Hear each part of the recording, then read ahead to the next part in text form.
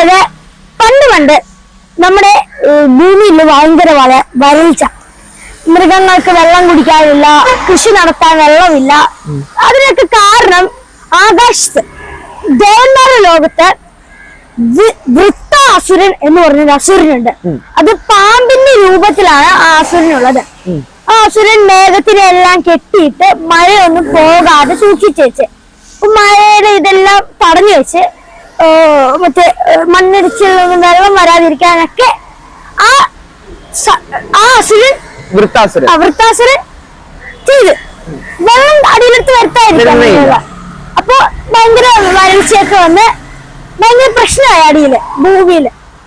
അപ്പൊ ഇതറിഞ്ഞ ഇന്ദ്രൻ വൃത്താസുരനെ കൊല്ലാൻ തീരുമാനിക്കുന്നു. ഇന്ദ്രനാണല്ലോ വെള്ളത്തിന്റെ ദൈവം എന്ന് അറിയപ്പെടുന്ന ഇന്ദ്രൻ വൃത്താസുരനെ കൊല്ലാൻ തീരുമാനിച്ചു. പക്ഷെ വൃത്താസുരൻ തന്നെ വളരെ ശക്തൻ. അപ്പൊ തോപ്പിക്കാൻ പറ്റത്തില്ല ഇന്ദ്രനെ കൊണ്ട്. ഇന്ദ്രനെ അപ്പൊ തൃഷ്ടാവ് എന്ന് പറയുന്ന ഈ ദൈവങ്ങളെയൊക്കെ സൃഷ്ടിച്ച ആളുടെ അടുത്തേക്ക് പോകും. എന്നിട്ട് ആ തൃഷ്ടാവിന്റെ ഒരു ആയുധം മേടിക്കും. ആ ആയുധത്തിനെ നമ്മൾ വജ്രായുധം എന്ന് വിളിക്കുന്നു. വജ്രായുധം. ആ വജ്രായുധം ഉപയോഗിച്ച് മാത്രമേ വൃത്താസുരനെ കൊല്ലാൻ പറ്റത്തുള്ളൂ. അപ്പൊ അങ്ങനെ ഇന്ദ്രൻ ചെല്ലുന്നു, വൃത്താസുരനായിട്ട് യുദ്ധം വെക്കുന്നു.